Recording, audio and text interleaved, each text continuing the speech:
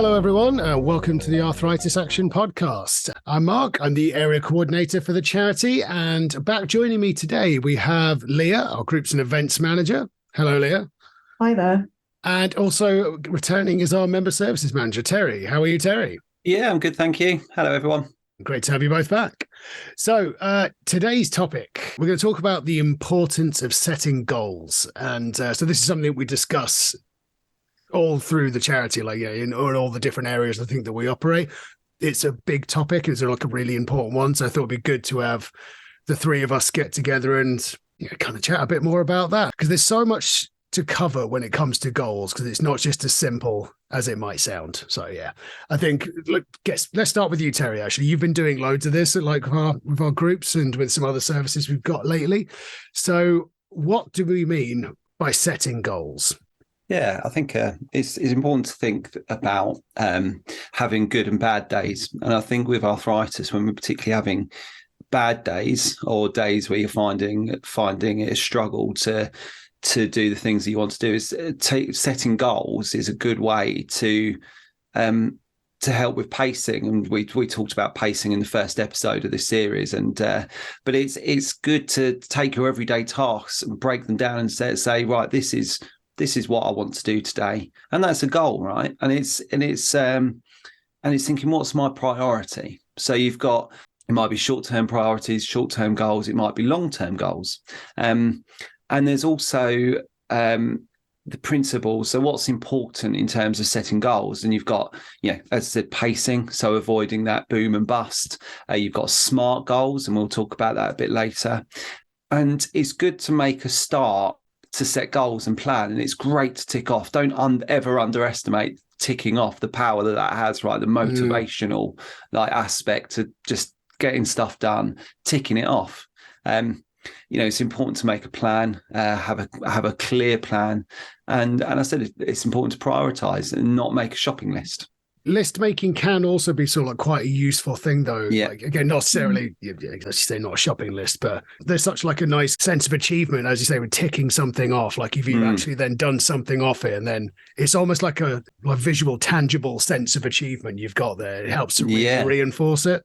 Yeah, definitely. I think it's making sure that with that list, what your priority is. So it's true. And also planning that list as well. So, not trying to get through all that list in one go, because, that's when you'll get that boom and bust cycle, because you'll try and do too much all in one go. And then the next day, 2 days, 3 days, you won't be able to do anything because pain and fatigue might set in. So it's taking that list. The list is great, but actually planning that list is when you're going to work through that task or achieve that priority, achieve that goal, and having that clear plan. One thing you've mentioned in there as well, which I think is really important to touch on, is the difference between short-term and long-term goals. Yeah. Because there is a huge difference in each one. Like the final destination is, of course, an important thing to have in mind, but that will need to be broken up into lots of smaller goals, because if you just try and shoot for the moon immediately, you're going to fail. Yeah, and the setback like that can be quite devastating, really, because it makes you feel that it's impossible to do because the approach was wrong, not because the idea was wrong. Like doing that goal is not necessarily the wrong thing; it's how you chose to get there might be wrong. So I guess that's where it comes more to what you're talking about, planning and preparation. Yeah, that's right. And I think if you take a short-term goal, and to me, this is the day-to-day living, like the daily activities, the daily tasks, or it might be weekly tasks. So it might be, take, for example, we talk about this all the time. We talk about this in our self-management online events, like cleaning the house or hoovering, and you've got this short-term task. It needs to be done in a set amount of time. It might be a weekly thing that you do. And instead of doing the whole house in one go, it might be you basically break that down room by room. If you can't manage to set a goal or set your tasks on a daily basis, maybe break it down into hourly chunks. So that's the short-term goals. The long-term goals is An example might be a marathon runner, or you've got a goal to run a marathon or walk a marathon, right? And you're not going to do that the next day. Okay, so a marathon runner has to start small and build up and put those little steps in place and then run 5K or walk 5K and keep doing that. And then your next goal might be to do 10K. And build it up slowly from there. So that's the longer term goals. It might be a fitness goal, it might be a weight goal, but it's those I guess goals that will take much longer to achieve. And as you say, Mark, breaking those down into smaller chunks, because you're not going to achieve those long-term goals overnight. It's something that you're going to have to plan and pace for. Yeah, I think people's ambition can outweigh how realistic things are. Because like I say, it's possible to do whatever your long-term goal is probably, but how you go about it is just as important. Yeah, I guess everyone's example is going to be different. And going back to what you said, Terry, about the hoovering, I think we've spoken with somebody before and they only do as much hoovering as the battery on their Hoover allows. So that kind of stops them from doing too much. Or once you do one room, you think, well, I can just do the rest of the house now. But if you physically can't, sometimes having something in place to stop you so you don't go kind of beyond your limits can be really important. And I think as well, another thing is, if you set yourself a goal, so say if, I don't know, you want to do a 5K walk, if the closer you get to that, you think, actually, well, this isn't obtainable for me, or it's not realistic, there's also no harm in changing that goal. I think just because you've set something doesn't automatically mean that you failed if you can't get there. It might be that it just isn't realistic for you. And at this point in time, maybe having a goal of 2.5K, for example, is much more achievable. And maybe in a few years or a few months, you can build yourself up to that. But I think it's all very well planning and having that, but also don't be too hard on yourself if it doesn't go to kind of how you want it to be. It might just be you set that goal with how your previous strengths in mind, for example. So it's just about being kind of realistic of your expectations and not punishing yourself if it doesn't quite go how you wanted it to. That's a really good point as well, about to not punish yourself for it, because lots of people are hung up on the success or failure of things. Your long-term goal might take many years to actually achieve. It doesn't have to be just like if you fail to do it within your original timeline, then you need to just reassess that timeline. Doesn't mean that the goal itself is useless or pointless or unattainable.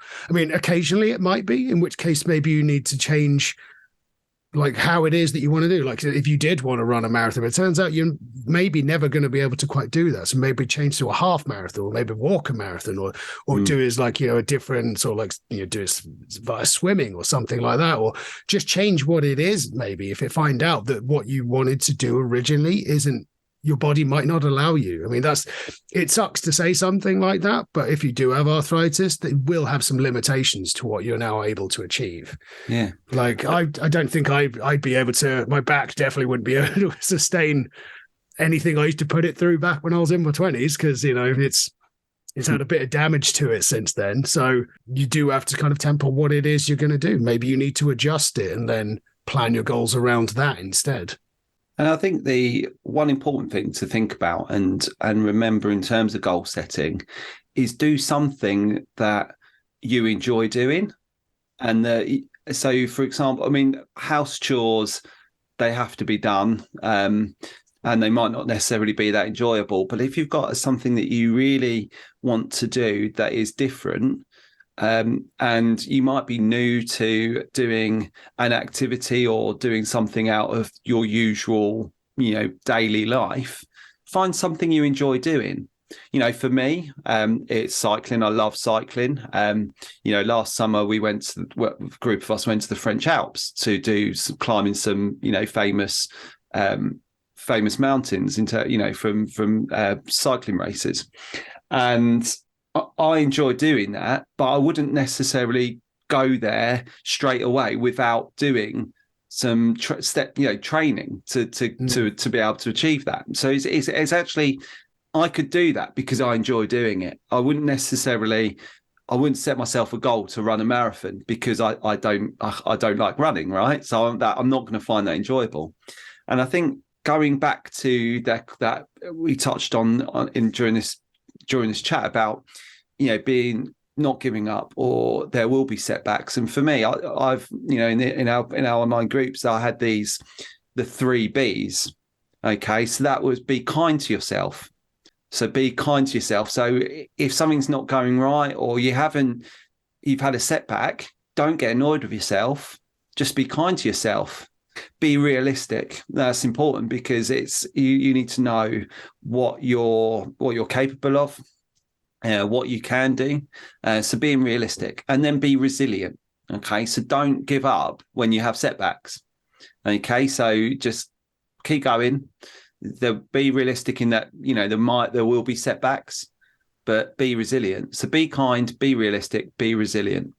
That's great, Terry. I think as well, like being resilient, and also that gives you the power to think, actually, I can change a little bit rather than ploughing on. You can kind of make it more structured to you. And yeah, definitely be kind. I think that's something we get a lot when we have phone calls, and particularly in January, like the beginning of the year, when people want to kind of set resolutions. I think there's always that mindset of, I need to do this, I need to change that. And one person I spoke to recently, it was more about, they wanted to go swimming, and that's fine. But I think they wanted to do maybe like an hour of swimming every other day. And it's kind of like, if you've never ever done swimming, like it's difficult and it's really hard. And I think you can overshoot yourself. So being kind and actually saying, I'm going to do myself a favor and maybe only do 20 minutes is so much better than just ploughing on for an hour and feeling absolutely awful afterwards. Especially when it comes to, like, say, physical activity or something like swimming, it's always better to undershoot at first, just so that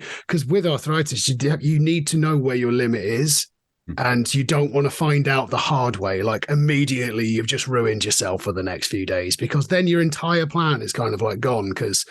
But if you started small, like you say, Leah, like you just do like 20 minutes, and if you think that's going to be too easy, then fine. Then remember, it's the whole, like, Rome wasn't built in a day kind of thing. So it doesn't have to be done immediately. This is like the first step could be just testing what your limits are, and then trying it that way.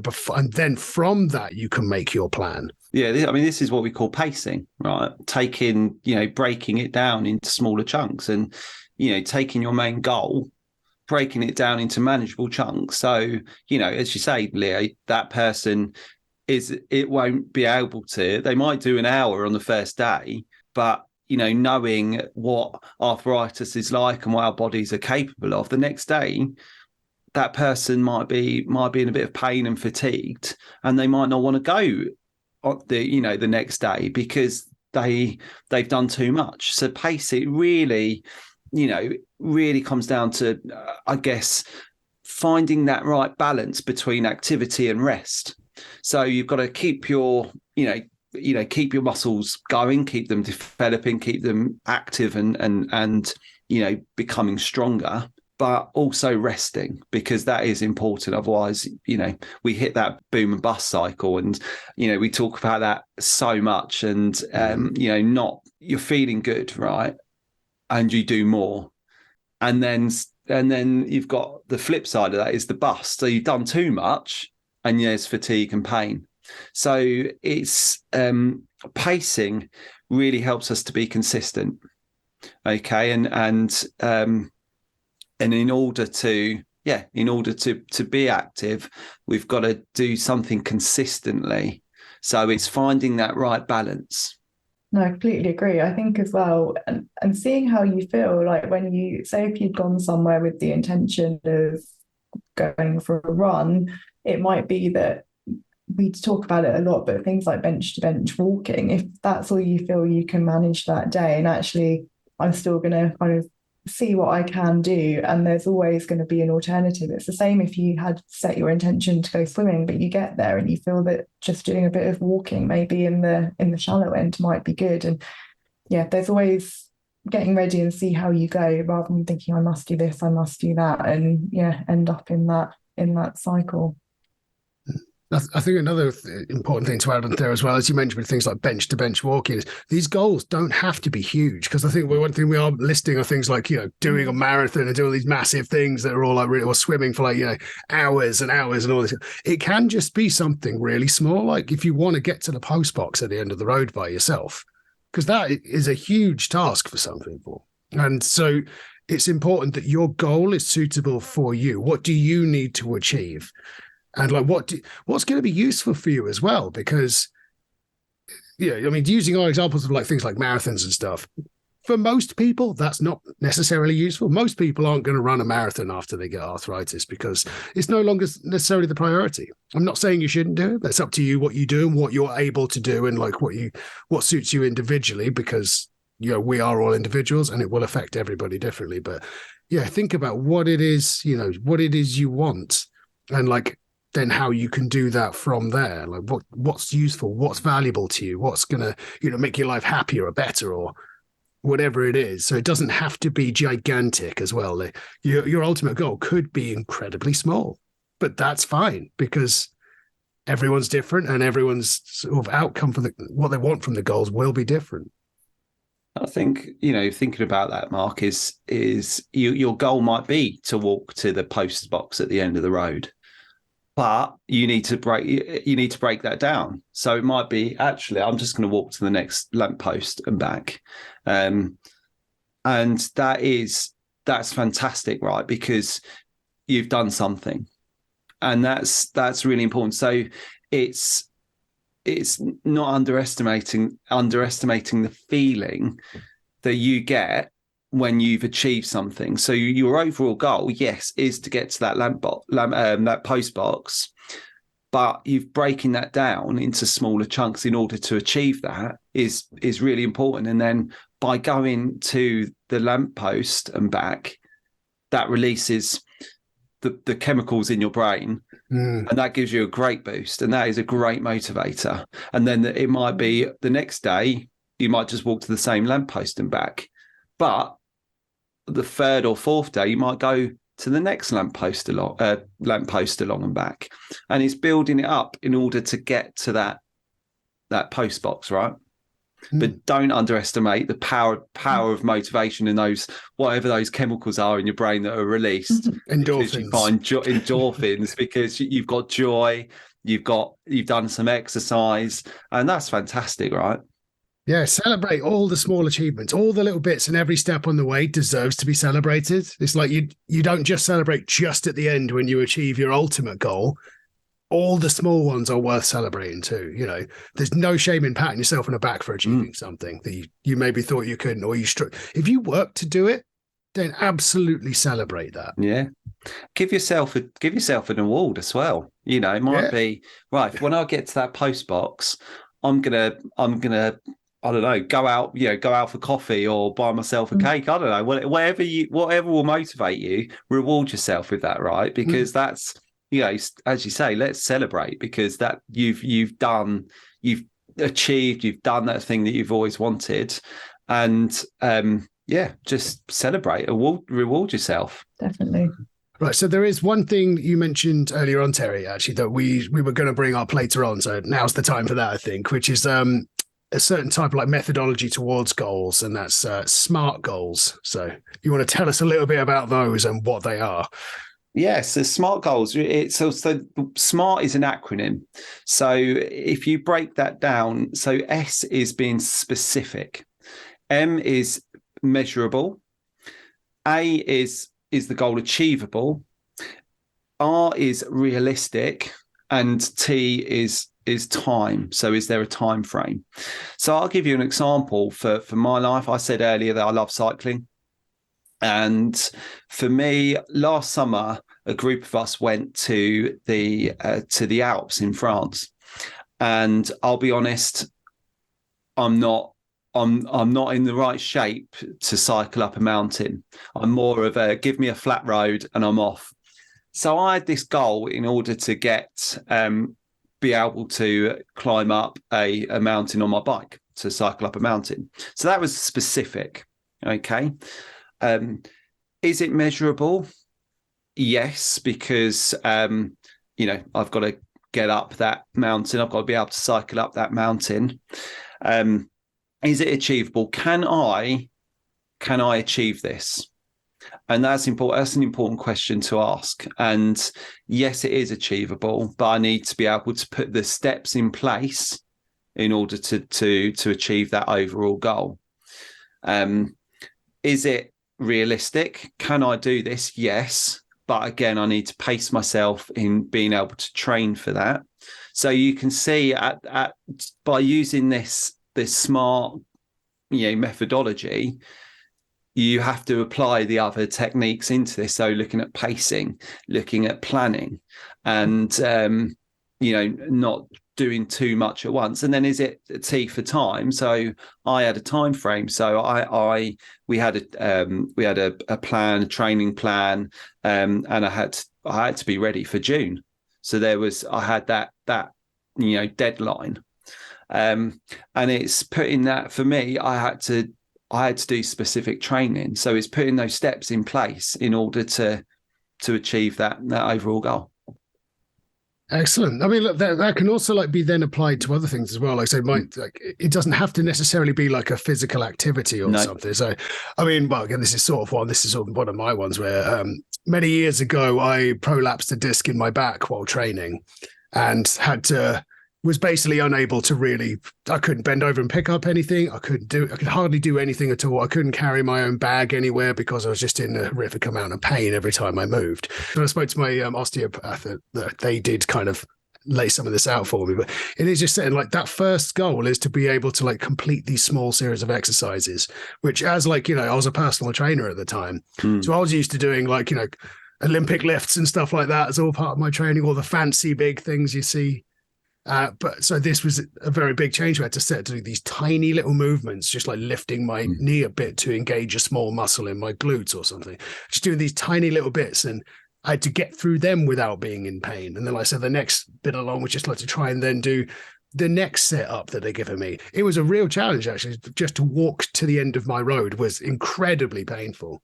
And they're like, like I say, the long-term goal for me, again, was to be able to do everything normally again and go back to my life as it was. But again, had to break it down. And I think I had a few months ago where I kind of had a goal in place to do kind of a certain amount of yoga classes and another kind of exercise called bar, which I really enjoy. But I fractured my arm a few months ago. So that meant when it was healing, I lost a lot of strength in my right arm. So there's now exercises that perhaps I used to be able to do, like holding a plank or other things that might be on my hands and knees or kind of mat work like that now I can't do. And I keep thinking, oh gosh, I can't do this. It's really frustrating. But actually, it's kind of paring it back and thinking, well, I can do it maybe with my knees on the floor, or I can maybe use a lighter weight. And it feels quite disheartening at the time when it happens, because you think, well, I've just lost everything that I've gained. But those setbacks would always happen, and it's about focusing on, okay, I might not have been able, I could have done this 4 months ago, now I can't, so what can I do now to help with that? And it was quite upsetting, but now I'm just thinking, well, I can still do something. But then it can take a while to get used to it and to get over that feeling. And do you know, I'm so glad you two have mentioned your examples, because the amount of times that I speak to people on the phone, our members, it might be members of the public, it might be our members of Arthritis Action. The amount of times, if you gave me a penny for the amount of times that I hear, I used to love doing this, I can no longer do it, I tell you, I'd be a good few quid up, I think, because it's that. Mark, you said you were able to do Olympic lifts, right? And you could have been like, oh, that's it. I'm not stepping foot in a gym now because I used to love that activity and I can no longer do it. So I'm not going to step foot in a gym. But you had that goal in order to get back to doing what you enjoy doing. So it's thinking about something that you want or you feel you can no longer do, but just saying, yes, you can. Be kind to yourself and say, yes, you can. But it's building back up to that level. Well, perhaps not that level, being realistic and thinking I might not be able to get to that level, but I'm going to still do that thing. And because I used to enjoy doing it. So it might be, you can't lift the weight that you used to lift, but you're still weightlifting, right? You're still doing something. I actually prolapsed another disc further on in my life, actually. So again, I know it sucked. I had to do it all over again. But again, just think, just do it again. But then like maybe the second time round, I did change like, right, I don't think you should make that the same goal again, because realistically your back can't take that anymore. So then I just then changed to a different type of lifting, one that was much less, well, kind of ridiculous for someone who's already done that with their back. But, again, just you can change it and do it. I still exercise all the time, do it, pretty much every day. And you've just got to, adapting what your goal is important as well. Because as long as you're still getting a reward out of it for yourself, then it's worth doing.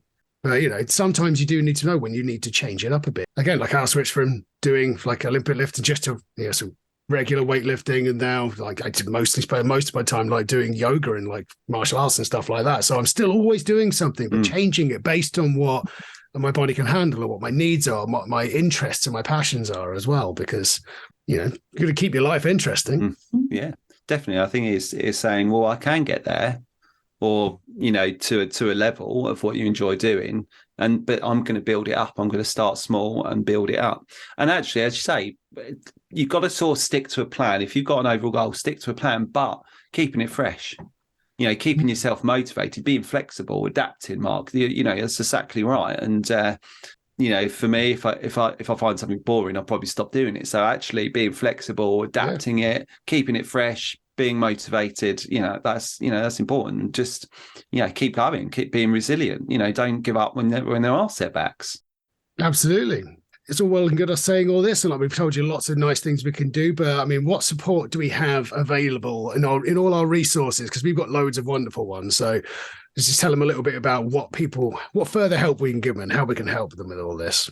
So I'll cover the member specific side. So we have what we call our personalized member pathway, which really is a service to keep our members proactive and motivated. So, for example, we had a member who was newly diagnosed. He came to us and I said, well, what's your priorities? What is it you want to do? What do you want to know more about? What's your goal? And it was to learn more about self-management of arthritis. So we equipped him with all the information. After a month, I spoke to him again. He came back and said, I've read all that and I've learned that actually I need to address my weight and learn a bit about weight management and diet. So there was a second goal. So he achieved the first goal. He then set a second goal, and we then plugged him in with our other services like our dietitian, Martin.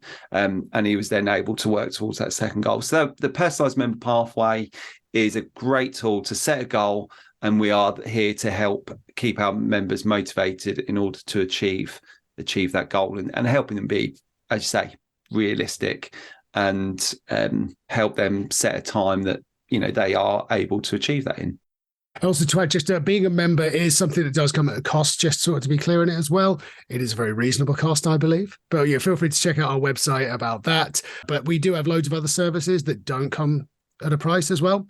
So things like our online groups, definitely one. So if you want to have something like a discussion with other people, we have a topic each month, and we have used goal setting as a topic before. So we did that one we did like planning your year in January this year. And it was just good to have an idea of like what people were planning on doing that year. How were they going to do it? And actually like having people bounce off each other about what their goals were and how they were planning on achieving it was really interesting. We've got our fact sheets as well. So there's a fact sheet on pacing and goal setting, and we've got our self-management resource as well, which are a load of videos. There's goal setting and pacing video there. They're about 2, 3 or 4 minute long videos, and are just a great way to just absorb some information and to learn a bit more about self-management. Yeah. And we've also got some really great case studies where you can kind of see what other people have been doing as well, to kind of how they manage their arthritis. And that might give you a bit of inspiration from some personal stories. Excellent. There we have it. Loads of stuff. Loads. You'll be busy for days. So go and have a look at that's all available on the website, which is www.arthritisaction.org.uk. Or if you want to send an email to us with a question or anything you'd like to hear on the podcast, or just say hi. You send that to podcast@arthritisaction.org.uk. So that's it from us today. Thank you very much for listening. So thank you for joining me as well. Thank you, Terry. Thank you. Thank you, Leah. Thanks. Thanks a lot, guys. Bye-bye.